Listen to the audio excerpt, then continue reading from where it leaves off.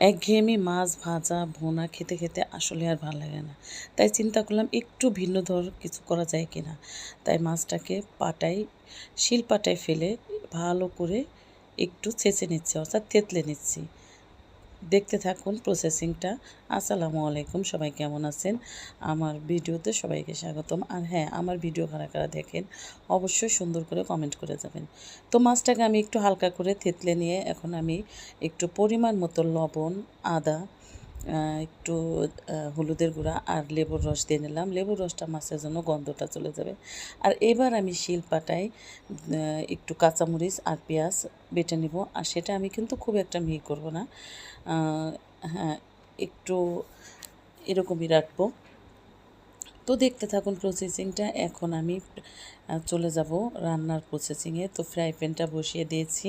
Fry প্যানে একটু তেল দিব, বেশি পরিমাণে তেল দিব না, পরিমাণ মতোই দিলাম। আর সেই বেটে রাখা পেঁয়াজ আর মরিচটা আমি দিয়ে একটু ভেজে নিব।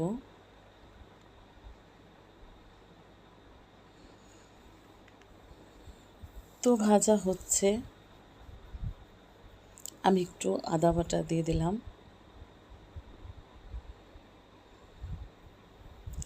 একটু পানি দিয়েছিলাম। আর এখন আরেকটু পরিমাণ মতো লবণ দিয়ে দিলাম মাছটাকে।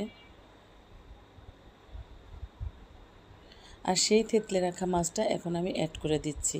আমি কিন্তু কাঁচামরিচটাই দিয়েছি, তবে একটু শুকনো মরিচের গুঁড়াটাও দিব, কারণ একটু বেশি বেশি হলুদ হলুদ লাগছিল, তাই আমি এখন একটু শুকনো মরিচ অ্যাড করব। তো আমি এখানে একটু সামান্য পরিমাণে যে ভাজা জিরার গুঁড়ো আর শুকনো মরিচটা অ্যাড করলাম।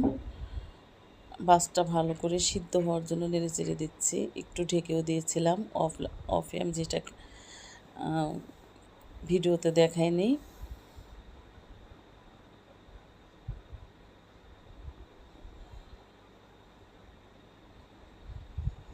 তো এখন আমি একটু পেঁয়াজ দিয়ে দিচ্ছি উপর দিয়ে।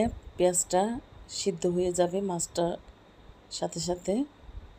আর আমি একটু শুকনা মরিচ অ্যাড করেছি, আপনারা চাইলে পুরা কাঁচামরিচ দাও করতে পারেন, একটু কালারের জন্য দিয়েছি শুকনা মরিচটা। তো মাছটা আমি কিন্তু একদম ভেঙে চুরে নিয়েছি। তারপর আমি কাঁটাটাও কিন্তু বেছে নিয়েছি, সেটা আমি দেখাই নেই ক্যামেরায়, কাঁটা বাছাটা। আর ধনিয়ার পাতা দিয়ে দিলাম। সাথে সাথে আমি আরেকটু কাঁচামরিচ কুচি করে দিয়েছি, কারণ যারা ঝাল পছন্দ করেন তারা এই মাছ ভর্তা বা এই ধরনের মাছের ঝুড়িটার জন্য কাঁচামরিচটা খুব ভালো লাগে। তো ভালো করে নেড়ে চেড়ে নিচ্ছি এবং এই তো আমি পরিবেশনের জন্য রেডি করে ফেললাম। তো কেমন লাগলো আজকে আমার এই প্রসেসিংটা? যদি ভালো লাগে অবশ্যই লাইক কমেন্ট করে যাবেন। আল্লাহ